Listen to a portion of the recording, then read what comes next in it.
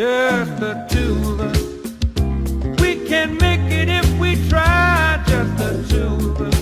Despite this episode not making any top 10 lists of classic Twilight Zone fables, I was genuinely surprised at how endearing 2 was. It's got a fairly simple love story, but comes wrapped up in that wicked Twilight Zone magic. This episode was the season 3 premiere, and after the powerhouse finale, The Obsolete Man, this was a decent follow-up. 2 is one of the original slow burn dramas, where a much smaller tale in a lifeless world trailing only 2 characters spirals into this incredible adventure with an inspirational view in a dark land. I almost didn't like it because of how dragged out the pacing is, but halfway through it starts to show its true colors and won me over with a solid theme. But what's this tale about? We follow 2 soldiers from opposing armies in a post-apocalyptic wasteland, savaged by a recent world war. But the soldiers, an unnamed man and woman, slowly put aside their differences and struggle to work together while exploring this wrecked world, questioning what to do, now that it seems the end of days has dropped upon them. The war ended in disaster, and as far as they know, they are the last 2 people left. Rod Serling actually didn't write this episode. It was a personal passion project by then newcomer Montgomery Pittman, yet both truly made it feel vastly different from most Twilight Zone tales. I think I speak for most fans when I say that the true star of this episode is the set. The ravaged wasteland city looks marvelously grim, like something straight out of The Walking Dead or Last of Us. Most Twilight Zone episodes are super cheap, so it was astounding to see they built a humongous war-torn cityscape for this short episode. The ruins of a pointless battlefield reward us a bleak tone and affects the 2's mindset.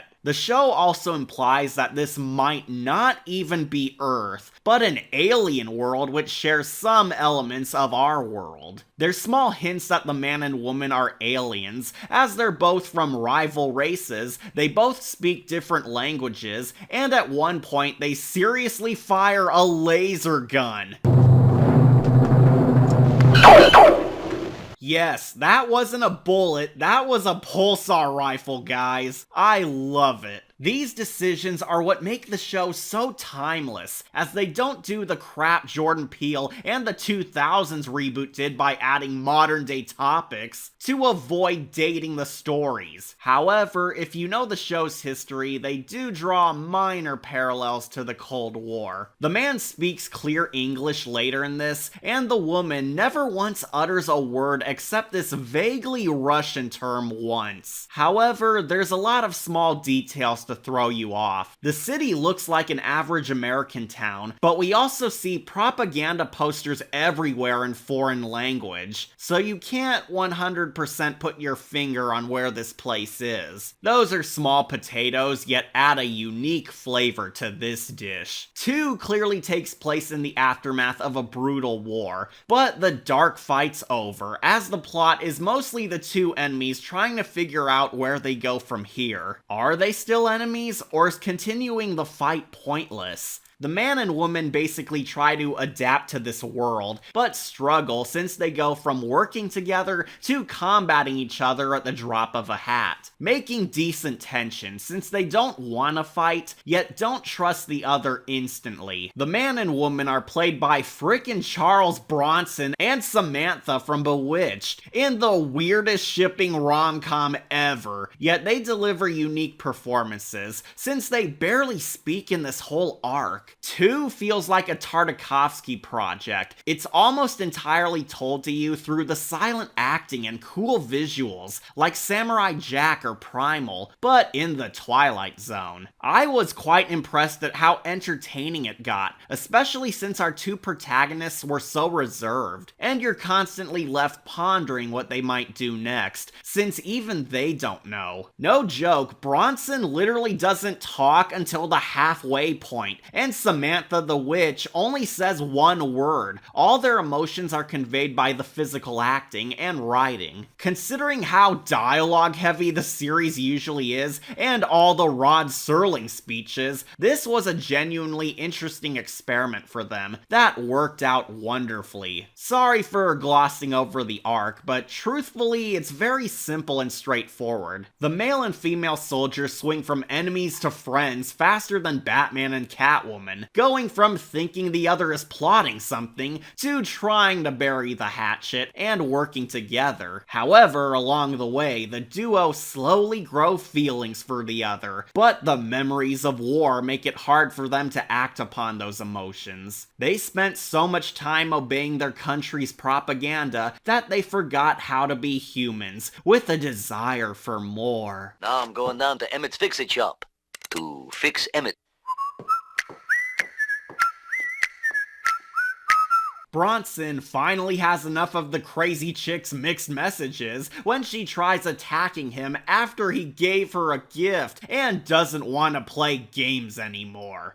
Women, am I right, fellas? However, once both are separated for a night, they both realize how lonely they truly are, where they soon shed their military uniforms to don civilian fashion, and the duo reunite, amending fences, and finally show they love each other, wanting to start life anew. That's right, the big twist ending reveals that this was all an Adam and Eve plot, where this couple put aside their differences and fall in love, where it ends with them walking off into the unknown to explore the world, and maybe restart a better humanity. I admire how, despite being a romance, the couple never actually kiss in the end. Plots like this typically end on the guy and girl having this big damn kiss moment and living happily ever after, yet the episode takes a different approach. It shows that the man and woman aren't a true couple yet, but they want to be. They're starting a relationship that could blossom into something more, and them venturing into the wide open is a sign that they want to be in this together. That's actually quite nice for a love story, since it ends on an upbeat note that the two enemies are still growing after all this, but they're ready to walk together, with the future having a light of hope as they could save all life thanks to learning the true value of love. This world is ours now.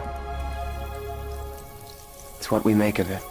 Overall, I'd say this episode is shockingly great, downright inspirational for a simple love story of two enemies turned lovers, and has a solid open-ended conclusion of how life finds a way. The only part holding it back from perfection for me is that it is kind of slow in parts, particularly the beginning. I almost hated it since Act 1 has the usual Twilight Zone slow burn buildup, which plagues a lot of early episodes. But once the two soldiers bond, it quickly won me over. Ultimately, 2 is the phenomenal example of a love conquers all fable, as it shows an incredible journey of two people in a ruined land growing out of the vicious mindset which destroyed it, in order to see the better in each other and choose happiness over hate. A timeless moral that, while cheesy yes, is a great sight we need to cherish more in a nihilistic world, told to us excellently through a supernatural drama. So I reward this fairy tale romance a gold skull. Sadly, not a flawless victory on account of the dragged on scenes which just ran a tad too long for my taste. But everything else in this story achieves many more medals of honor. 2 is certainly a worthwhile watch if you crave a hopeful work of beauty among a realm of nightmares.